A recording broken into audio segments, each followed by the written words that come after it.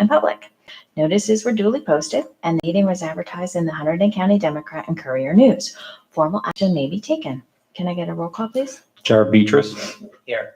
Ray Egbert. Here. Kyle Hample. Here. Anna Shin. Here. Laura Simon. Here. I see 4 members are absent. Can we stand for the flag salute?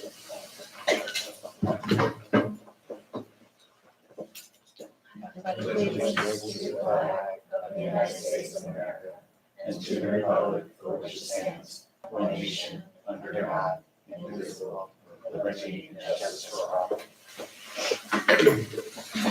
We have the superintendent's report. Thank you, Mrs. Simon. The first agenda item on the superintendent's report draws the attention to staff who are presenting at the Texpo conference in Atlantic City and a staff member who's presenting at the ISTE conference in Philadelphia, which is the International Society for Technology and Education. So the staff members who are presenting at Texpo are Sherry Kryl and Michelle Graham. They're presenting digital escape rooms. Joyce McGiven and Tiffany Barca are presenting engaging essentials of elementary digital citizenship. Wendy Reardon from White House School was invited to present, but she was unable to actually attend the conference. And at ISTE, we have Katie McDade presenting a poster called Start with AR, which is augmented reality, incorporating AR into any classroom.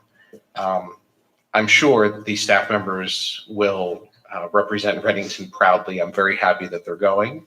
I also want to congratulate these staff members on their hard work in achieving such a distinction at being at a conference, one of them even being a national conference. So this is something very much to be proud of. The second agenda item for tonight is a program review or an update on our social emotional learning program presented by Mr. Tumalo, and I'll introduce him in 1 second. As the board knows, this year, new to the district, we have Mr. Tumalo in his new position as social emotional learning teacher coordinator. And with that, we made it one of our goals this year as a board, as superintendent, and even Mr. Tumalo made it a goal to really look critically at our SEL program to bring it together in a more cohesive way throughout the district. We have pockets of great things that are going on around the district. And it's been his job this year really to look at the program and evaluate through a needs assessment where we are and all of the great things that are happening, and then set goals for where we need to go or where we need to be. So without further ado, I'll introduce Mr. Tumalo to present an update to the board on our SEL program. Hi, everyone. How are you? Thanks so much for letting me be here. So as Dr. Hart had said, we've been working really hard on this together, but I just want to let you know that this has been a real team effort, and some of my team is here. So we have Kristen Creeley and Barb Pauley, and Karen Tucker. Like, we've really been working together to bring social and emotional learning and integrate it into what is already happening on a daily basis. So, excuse me, I get the clear. Yeah, no problem. I'd like to start with a quick video to just kick it off and show. One of the things that's really the driving force of our program is something called the 5 competencies. And CASEL is a national organization. It's been in place for about over 2 decades or so. And their goal is really to bring SEL to every school across the country, K to 12. We're really using this as a resource to kind of drive our instruction and drive our program. So I wanted to just give you it's about 6 minutes, a brief overview of what the competencies are and what they look like.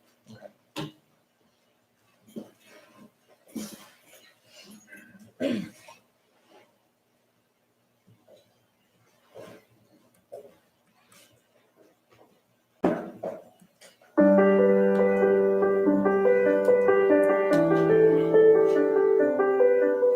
Social emotional skills are the essential skills for success in school, work, and life.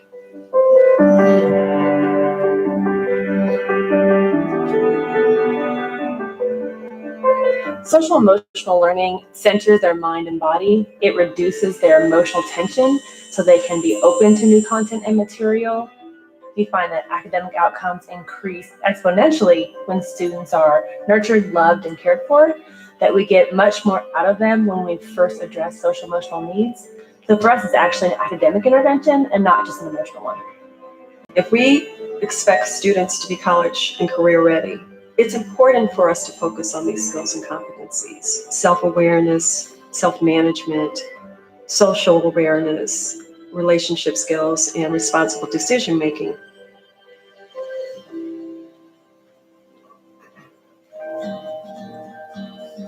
Self-awareness is the ability to identify your emotions, to be able to tie thoughts and feelings to behaviors. We find that self-awareness is one of the hardest things for young people, being aware of their own body space and the impact of their words and emotions on other people. So a lot of the work we do is reflective through conflict mediation, through circles, through journaling, having them see their own impact on the world and then how to shift that or make a different choice next time. Self-management is the ability to self-motivate, to have self-control, to regulate one's emotions. In the classroom, that may be a breathing exercise, or that might be counting to 5 or taking a break.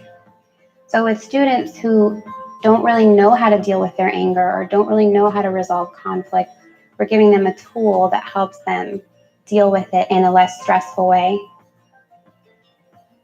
Social awareness is about embracing diversity, showing empathy for others. Activities might include service learning projects, addressing social justice issues. Role-playing is a great opportunity for students to address how a person might have felt in a conflict on the playground. We're going to see if other people have had some of the very same experiences around bullying that we've had. You're in my boat if you have a bully now. Well, I see a lot of people. Relationship skills are important in project-based learning. It's the ability to work cooperatively with someone, to resolve conflict. It's the one skill you need your whole life. You may not need calculus tomorrow, but you have to know how to work in a relationship, whether it's for a coworker or a life partner. You have to know how to handle conflict and how to handle challenges. Sometimes at recess, Maya would come over and just start talking about us and saying mean things. Is it your job to make Danae's job at school hard? I know it's a form of bullying, and sometimes I'll say sorry to her. So you choose to be someone's ally and make a better choice. Responsible decision-making is considering the well-being for self and others. It's evaluating the consequences for various behaviors or actions.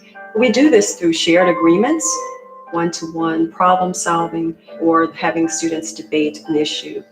If you were like, hey, Kashida, how much does an A cost in this class? And you took out your wallet and I was like, I think $50 would work. Which one of us would be corrupt in that case? You're the one that's asking for the money? We're truly teaching these students to be productive citizens. We're teaching them life skills. We're teaching them how to problem solve effectively. We're teaching them how to be resilient. I think of all the billions of dollars we've spent on Title I and all these intervention programs. And when all is said and done, what do we have to show for it? I think we're trying to teach technical things instead of devoting some of the resources to teach who you are as a person. Once you know who you are, then learning becomes exciting because you've already established a discipline.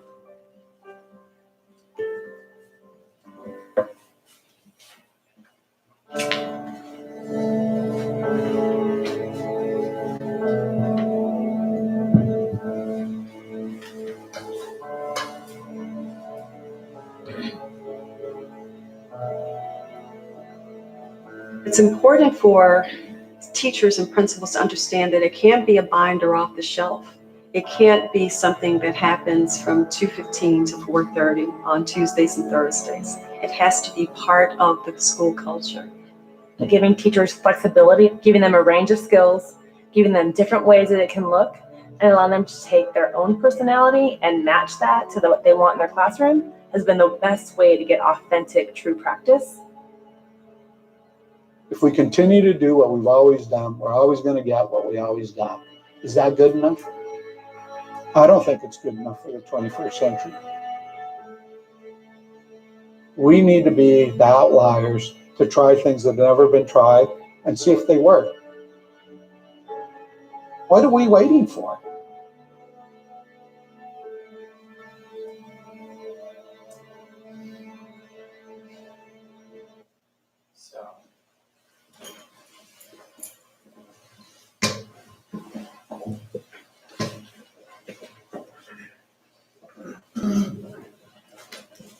So, first of all, I just want to thank all of you and thank Dr. Hart really for making SEL a priority. So we're really grateful for that. So to start, we had to really look at what's happening in our district, what's going on, and in order to make steps to decide where we're going. So we did that in two ways. We created an in-house district survey that we shared with the staff. There were 109 participants that took the survey. And then we did an inventory that was designed. It's research-based, and we got it from Maurice Elias, he's a professor. He's a professor of psychology at Rutgers. And he has established a social and emotional character development lab in his department, and he's in contact with Castle. He does a lot of work with them. So he wrote a book back in '97, and it's a great book. And so there's an inventory in there that we took to use with each building to decide what's happening in the buildings. Those were the two pieces that we used. So the findings from the survey, we divided up into strengths and areas of growth. And with the survey, we saw that more than half of the staff is familiar with the competencies. The survey was based on the 5 competencies and what do they know about them and how are they using them. So more than half reported that they are familiar with them, but a small percentage feel fully confident that they can name them. They can name the 5 competencies and explain what they are. More than half of the staff feel they incorporate the competencies often in their classrooms and can weave it into their lessons. Like in the video, how they say it's not, all right, it's time for SEL period. They're integrating into the curriculum. Over 90% of the staff surveyed feels that they can identify how they have incorporated the 5 competencies, whether through morning meeting or through a science activity or a math activity.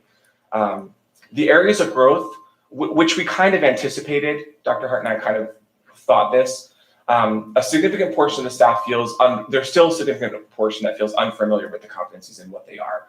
They don't know how to explain them, they don't know how to teach them.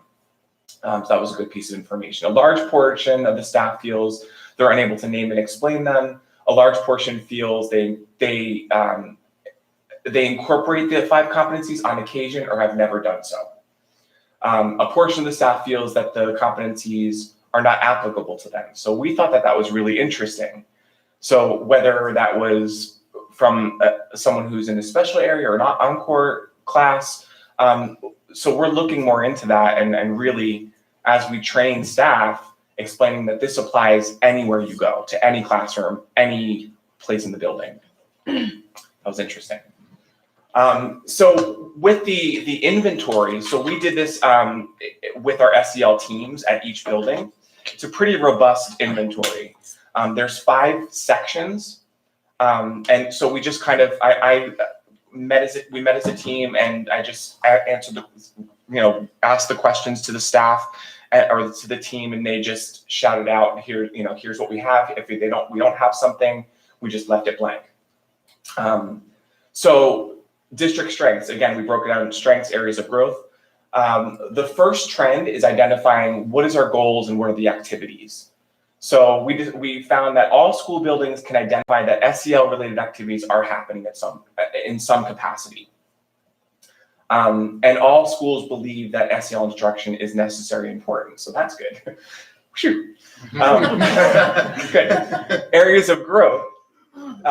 We found that we need to develop more SEL activities that are purposeful and related to the core competencies. So that's been a lot of our work as a team with the school counselors, is working on saying, okay, how does this activity connect to self-awareness? How does this activity connect to self-management?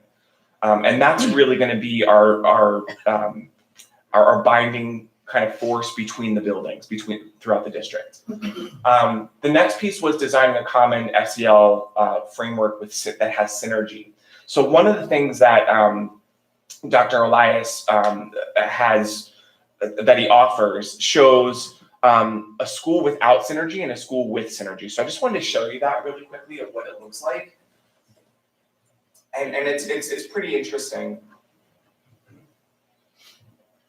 So the school at the top shows programs that have without a common framework. So the academics are in there somewhere, but there's all of these other programs just that are happening, but there's no connection. The one on the bottom really shows that SECD, social emotional character development, is really the umbrella. Academics is the center, and everything else supports that. The character education program, the family connections, service learning is all a piece of it. So what we're really trying to do is to take what we have at the top and create the bottom. That's where we're headed. Okay. So this trend 2, we're almost there, I promise. Trend 2, it's developing SEL skills throughout classroom instruction. And all of the buildings are in different places. So that was another piece that we had to take into consideration. So the district strengths are that White House and Three Bridges incorporate morning meeting and classroom meeting into their schedules on a daily basis. So that's part of Responsive Classroom. I believe it was a district initiative at one point. So they are doing that regularly, and that's really where they introduce a lot of the SEL content, and they carry it out through the day. All the buildings report that they provide opportunities for students to express their emotions in some way, making responsible decisions, solving problems. So they do have those in place. Areas of growth, providing more resources for morning classroom meetings for Hollenbrook and RMS, because their schedule is very different, the way, as opposed to, Three Bridges and White House. They have a lot more time in their schedules to do things. So we're working with principals to find a little more time for teachers to, implement some of these SEL concepts. We're also working. I'm working with Paul Nigro on establishing a Hollenbrook survey to see, do teachers value? Do they want more time in SEL? And if so, how much time are they looking for? So we're working on that, and we're going to take that data and see if it's even worthwhile to do something like that. We're going to provide classroom-based SEL programming to all teachers in all classroom settings, and providing multiple training opportunities for the staff through faculty meetings, curriculum days, teacher academies, CPTs. I've been doing some in-class support as well. Teachers have been asking me to come in and model some lessons for kids, for them. So I've been doing that, and I'm loving that. So that's been great. And also we're continuing our mindfulness videos, but we're really working on some mindfulness videos geared towards the middle school. Working with Betsy Freeman and her gifted and talented enrichment classes. They're pretty much, she has like a director and a producer. They're kind of designing the the video, and we're going to launch that and release that to the staff to support mindfulness training.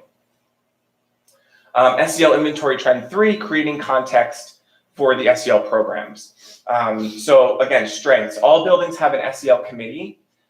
We plan to implement specific SEL activities. I'm a part of them, but really they're spearheaded by school counselors, and a lot of teachers are involved. So we meet monthly and just talk about ways to establish a plan and how to implement things. So that's good. All SEL programming efforts are aligned to district level goals and supported by administration. Areas of growth. In some buildings, the SEL efforts are not coordinated with the curriculum yet, just because this has been new. So we're headed that way. Parents, one of the things which we kind of knew as well, parents are not fully aware of what SEL is and how they can support this program. So we're really looking into ways to reach out to parents in the community to address that. And again, parents and community members are not yet involved in the SEL in classrooms or in schools or the district consistently among the buildings. At some buildings they are, TBS, White House, there's more parent involvement because the programs have been in place a little bit longer. Trend 4, introducing and sustaining SEL. So the strengths, all buildings have SEL committees who are responsible for selecting and sharing SEL programs and activities with the staff. It's supported district-wide. The SEL, so myself, school counselors and the SEL teams are available at all times to provide support in any way that they can, resources, training opportunities. These guys have been great with that. District areas for growth. The administrators, teachers, and staff are going to continue to participate in additional SEL training and resources in relation to the competencies. So something that Dr. Hart and I were talking about this at the beginning, a little earlier today. And one of the things I noticed at the beginning was it felt like when I first started, it was very lonely. Like I didn't really know how I fit in everything and where I belong. So a lot of the beginning, first couple months was just establishing relationships with the administrators and the principals.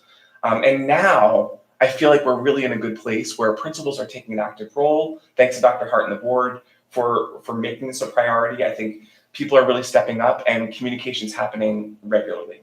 So it just took some time, but I feel a part of it now. So thank you. The last part, and this is probably, again, this was obvious to us, but evaluating our SEL program efforts, this was an area because we don't really have one yet, so we're working on it. But what we do have, some schools do have thought about opportunities to evaluate their buildings. White House has been doing it for a couple of years. They have some assessments in place of how to assess the kids, how to assess the program. We do have, some schools are looking at, have some assessment tools. I know that Kristen Higgins has been looking into some tools to assess what she has. Areas of growth. The buildings with an SEL program have been evaluating it, but buildings at the emerging level will evaluate it once the program's in place. So, and lastly, so we broke it down to short-term goals and long-term goals. So here's what we have. Short-term goals, district-wide training on the 5 competencies, making the competencies tangible to people, explaining to them what they are and providing that support. That's been a big thing. Teacher academies related to SEL initiatives, the SEL committees, and that's district-wide in each building. I know that Dr. Hart has been talking about creating more of a district-wide committee of teachers and school counselors. We have a district-wide committee now with just the counselors, but I think we need to take it a little bit further. So that's what's going to be happening soon, to really establish that common vision for the district. Another thing that's going to be happening is an SEL Parent Academy, which we're really excited about. So we've developed a parent survey that we're going to give out to parents and just create an information session for people on tough topics, conversations to have with your kids relating to literature. Some sessions on SEL, on the competencies and what they are. We were even talking about providing some sessions in Spanish for Spanish-speaking families. So we're really excited about that. Long-term goals, really strengthen that homeschool connection. It's so important because it's not a sustainable SEL program is not just in school. They found that the parents are a huge connection to that. The community members as a piece of that. So we're really looking into not just school. Continuing to coordinate each building's SEL program in all content areas across curricular connections, in specials, identifying and fostering teacher leaders. That's been really important because there's a lot of people that we have in our district, a lot of really just passionate people that believe in this, and they're really smart. So I really want to empower them to, help with bringing mindfulness practices and strategies to teachers. talking about the core competencies. They're in it, they're in the trenches, they know what's going on. So I want to empower them and have them speak and train. We're also looking into conscious discipline, which is, it's a program it's really a mindset that Dr. Hart's we've been looking at this. It's brain-based, and it provides a common language for kids and for staff in terms of, they talk a lot about like, well, you're in your fight or flight mode, or are you in this part of the brain? So they really teach the kids what's going on and why they're feeling a certain way, like that it's normal, but here's how to recognize it and how to move past it. So we're going to look more into that, and also some more restorative practices for as far as interventions go for those kids that aren't really I don't want to say aren't getting the universal program, but they need more support. So instead of looking into punitive ways to reform, we're looking into more restorative ways, and really maybe having some meetings with those kids and saying, all right, here's how you're behaving. Here's some strategies that you can do to behave differently, right? And to be more successful. So we're looking more into those kinds of options. And also finally, Dr. Elias also has an SEL program assessment in his book that we're looking at, I've been researching, and Castle just updated their assessment tools on their website, and they've done a lot of research on how to assess kids and programs in social emotional learning. So, and that's it. So thank you so much. I really appreciate you, and I'm just very grateful. Thank you, Mr. Tumalo. Thank really you. appreciate it. Have a great night. So if I just leave the board with one thing about SEL, Mr. Tumalo and I were having this conversation earlier today. Our goal is to I liken SEL, I guess, to some of our sustainability efforts.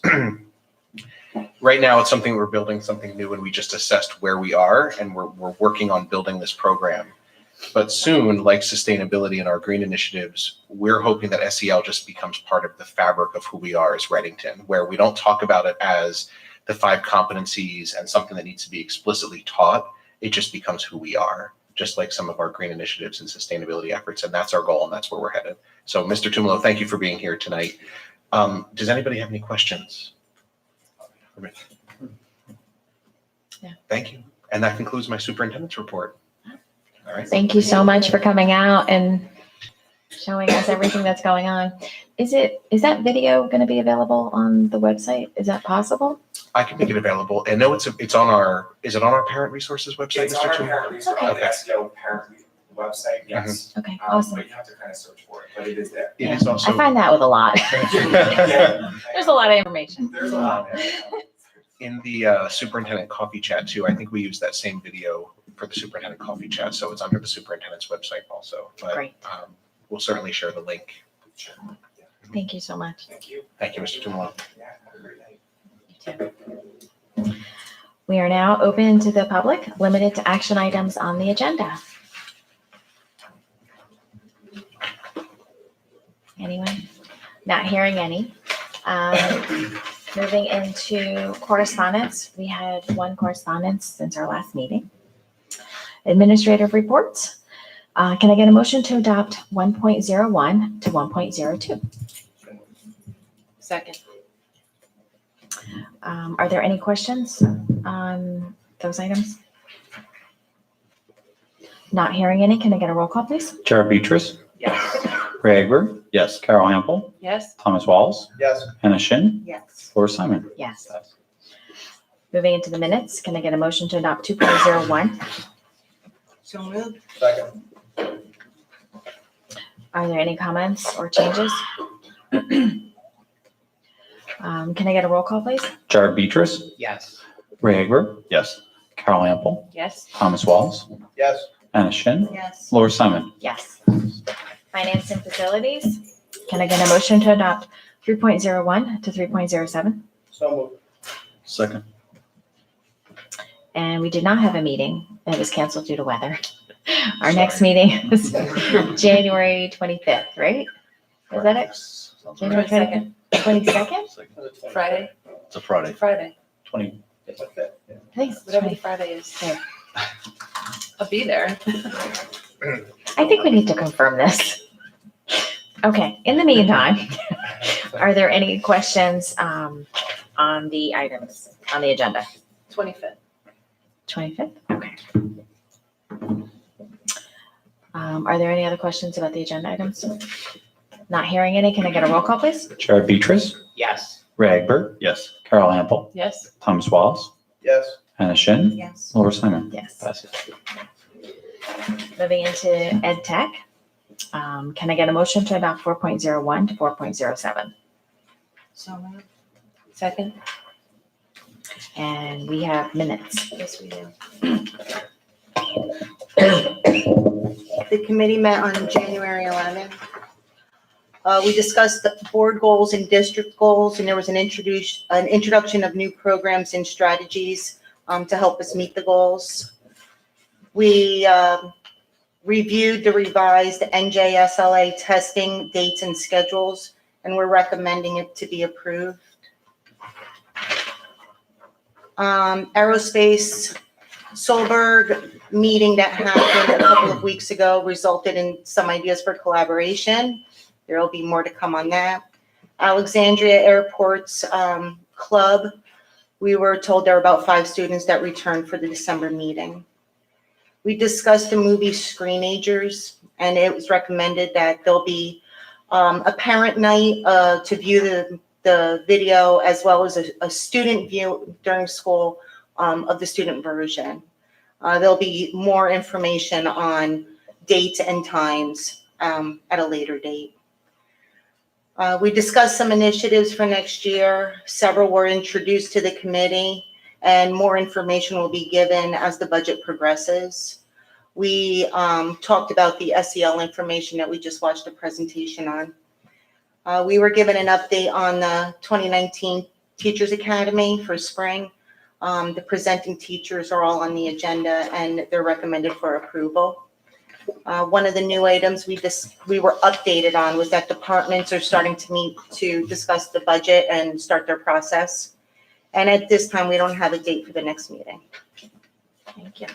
I just want to let the board know that the Teacher Academy approvals will be on the next agenda, likely in February, not this one. Just so you know. Okay, are there any questions on the minutes or the agenda items? No. Not hearing any, can I get a roll call, please? Jared Beatrice, Yes. Ray Egbert, Yes. Carol Hample, Yes. Thomas Wallace, Yes. Hannah Shin, Yes. Laura Simon. Yes. Moving into personnel. Can I get a motion to adopt 5.01 through 5.12? So moved. Second. All right, we did not have a meeting, so there's no report. Are there any questions on the agenda items? Not hearing any, can I get a roll call, please? Jared Beatrice, Yes. Ray Egbert, Yes. Carol Hample, Yes. Thomas Wallace, Yes. Hannah Shin, Yes. Laura Simon. Yes. Passes. Communication, we did not have a meeting. No meeting. So moving into unfinished business, the last meeting, Mr. Zwirling had asked, he had asked if there was a way that the board could communicate when the public comes up and either asks questions or gives us suggestions on either agenda items or future items on how to best respond. So we put on tonight's agenda to talk about best practices and try to come up with something that we all agree on. And this way we all know what we should be saying, what is the slippery slope, and how to keep us safe and out of trouble. Always a good thing. So, We have a couple of options. So there are 3 things that I want to present to the board tonight to consider. We can talk about pros and cons of each. First and foremost, so we have 2 public comment sections of our agenda. The first one is limited to action items only. So if members of the public want to make a comment, they're making a comment on something that's already on the board agenda. If that occurs, what we could do, one of the options is we can close public comment for the first portion, and then when those agenda items come up, that would be the board's opportunity to engage in discussion. Just like when we move through the agenda, if there's a question about personnel or finance, you can ask the question of the committee chair of the Board of Education or make a comment. So in that public comment, we definitely can have discussion because that public comment is addressing agenda items, and we're open for discussion on agenda items. The second thing we can do is something that the attorney who presented back on January 3rd would be to have, a separate board comment section after the public comment section, where we can limit it to 5 minutes and we can acknowledge the public that came out to speak. And the third one would be for the board to address any comments to Mrs. Simon and have Mrs. Simon allow some leeway for board discussion should there be something that the board wishes to discuss. I feel like that option would probably be, or that option really would be or all options would be for the second public comment, because there really is no way for us to have conversation based off of the second public comment because they're not related to agenda items. They can be anything on or off the agenda, so someone can come up and make any particular comment. So there are pros and cons.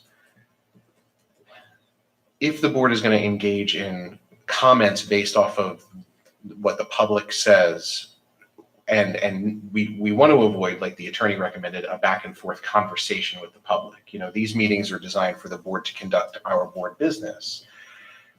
If we have a section where the board can comment or discuss any of the public comments, what that can lead to, and I've seen this happen in districts sometimes, is folks wanting to come back up to the microphone, or the public wanting to come back up to the microphone to comment and say, let me just add clarification to something that I wanted to say, or, Mrs. Hample, you did say this, but I just want to let you know that there was something else I wanted to say in relation to that. So it becomes a meeting decorum sort of crowd control issue that if we start engaging in a lot of comment, that we could be in a position where Mrs. Simon has to make decisions about who gets to come back up to the microphone or not, or how much longer that person might want to speak. Having open discussion as a board underneath each of the agenda items is certainly encouraged. I mean, we absolutely can ask those questions and talk about those kinds of things. But perhaps the board would want to consider if there's something that, they have a burning desire to want to talk about something, to maybe address their concern or comment to Mrs. Simon as the board chair and decide if we want to kind of, take a moment away from the agenda to talk amongst ourselves about something the public addresses. So those are the three options. I think option number one, which is we can have conversation as we move through the agenda items, is certainly one that I don't think we ever really need to further discuss, because we can do that at any time, right? If somebody wants to make a comment about an agenda item, the other two are really up for discussion. And really it's the second public comment that I think we have to come to some sort of consensus about how we handle the public comments when it's something that's not on the agenda and maybe just an issue in the community. Did I capture that? I think so. Okay. So during my time on the board, it was my understanding, and I think primarily this is how we've handled it. If there was an item on the agenda and the public came forward and gave comments, when it was time to discuss, let's say it was, ed tech, if there was a new program or a program was changing or something, we would discuss it at that time during when the president would ask, are there any comments either on the minutes or on the agenda items? And then that would be open discussion for the board members. It could be that some people may not wait. They may not want to wait that long because the public came up and said something, and sometimes, depending on the issue, sometimes they're passionate about it. So I can understand wanting to respond sooner than later. There's also something that we've dealt with in the past, that people would come up, parents would come up about different programs that they felt were changing, and not all of the information was known to us yet. So making any type of statement at that time, really, we can't, because we don't even have all the information yet. So at that point, really all we can say is, thank you for coming forward.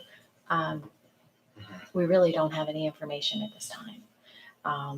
And it would usually be further ed tech meetings or personnel meetings to come to the determination of whatever it really is going to be transpiring, which would come from the superintendent in his direction.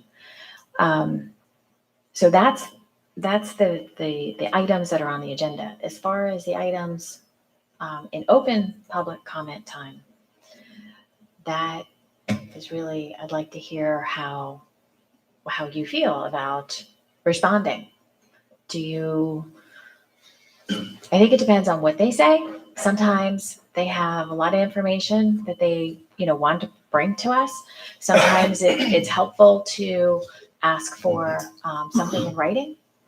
We've done that before. So we can gather information, and then it can go back to committee and talk about it and investigate it. But I do caution the board about responding. Some things are personnel related that we cannot talk about. And sometimes we don't have all the information.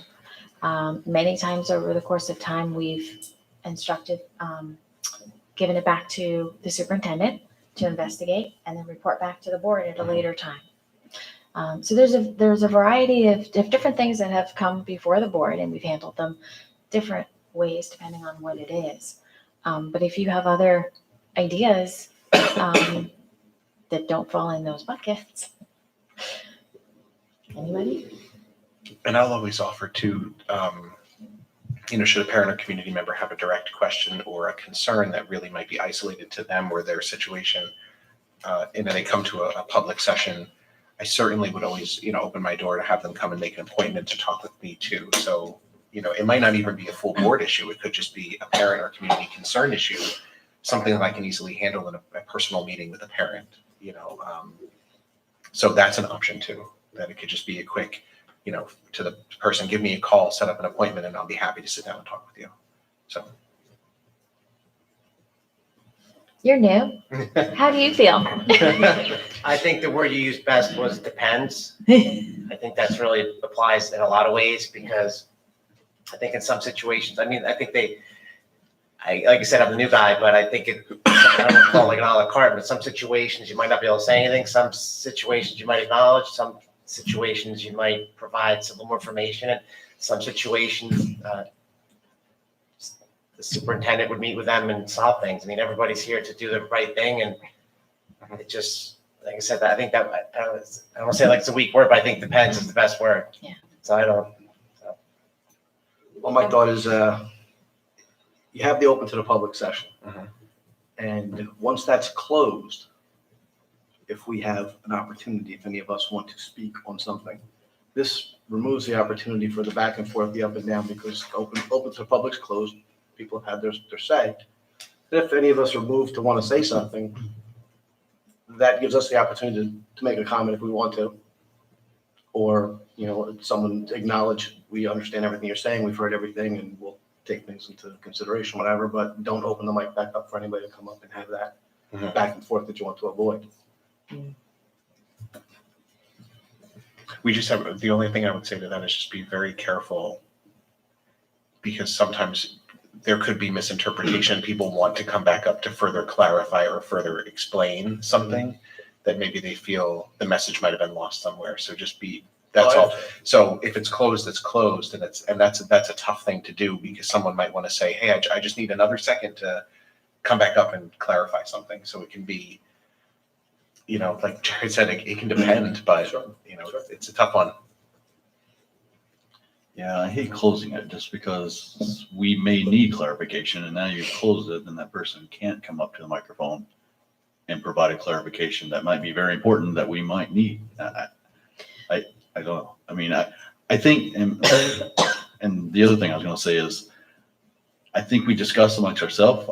I don't think all 9 of, so if one person comes to the, the public comes to the microphone, all 9 of us can address that. We might have 9 different opinions. At least, we might have, maybe we all share 3 different opinions, but still, we can't address all of us, the one person. So I think we discuss here, that comes to Laura, and then she is the voice back For the board. for the board. I agree. I mean, I think that it has, I remember a meeting where we had where Eric asked if I may address the board, right? And I think that's just the way to do it, because it also gives the opportunity to say, we have had these discussions, but it's not, it's still confidential if that be the case, but to make sure that, we're being protective of people's privacy. Very important. but I do like, we need the back and forth, because I've seen, the public come up, it's the frustration, and I can just tell they're speaking, they're passionate, and then we're just staring at them. Okay, have a nice night, and that's it. And that's not fair. I mean, they're the public. We're here to serve the public. We're representing the public. There's 9 of us, and that's why we're voted in. So we have to listen. There has to be some kind of feedback. And just to clarify, but the feedback you feel should come directly from the board president. Yes. I don't think we can, we can have discussion, if all 9 of us are disagreeing on something or have 9 different ways of doing something, then Laura, is just going to say, okay, we'll Table, we'll have to come back. That's just what it is which we've done before. Yeah. Do you understand what it means to table? Yeah. Yeah. If there's a motion item, let's say ed tech, if there was a program that was being brought before the board for a vote and something came to light, we can table it and remove that motion, and we'll do it at another meeting once more information or details are worked out. Something along with what Ray's saying too, in this kind of environment would be something when you'd be the responding person, or if you decided, say, Ray's the chairperson of this committee, maybe you would just defer the response to the one person, but that's definitely right. You don't need 9 responses to one person's question. It might be the subject matter expert would be you or whoever you designate to be. I think that'd be a good option too. We've done that before too, especially like with kindergarten kids. And then there's think of one example, but it's out of the board's purview. It's an administration action. It's not a board action. So, right. And we can discuss and we can give, Dr. Hart our opinion, but it's administration and the public doesn't realize it a lot of times. They're coming up and thinking we can take a vote and we can change it. And that's not necessarily the case. Yeah. So, and I think that needs to be said as well. We can take it under consideration. Dr. Hart's here, he can speak with administration, but a lot of times it's unfortunately just not the way that it works. And just be reminded, if it has anything to do with personnel, that we can't say anything. And security. Yeah, and security. So, and as you remember, but even with negotiations, when parents come forward, we can't say anything other than thank you. So. Yeah. So, okay, so I think we're good. Mhm. All right. Is there any other unfinished business that anybody would like to bring up? Not hearing any new business from the board. No? Okay, we're now open to the public. Anything on or off the agenda? This is your opportunity. A little advice? Sure. Christine Creeley. So I sat on my school board for just under 7 years.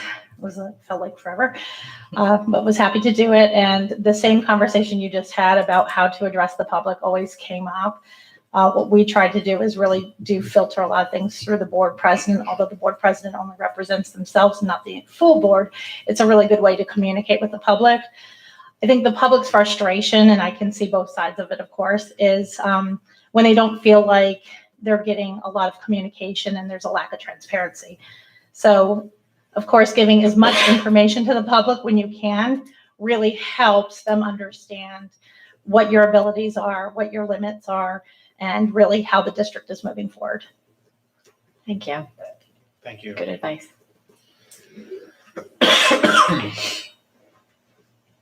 Anyone else? Okay. No?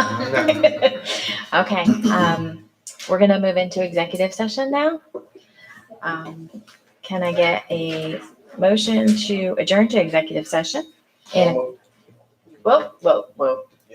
accordance with the sunshine law to discuss a student matter, him, and personnel, superintendent evaluation and mid-year goal review for approximately 30 minutes, at which time the board expects to return to public session where no action will be taken. The matters discussed will be made public if and when the circumstances requiring confidentiality no longer exist. However, it is not presently known when such circumstances will exist. Can I get that motion?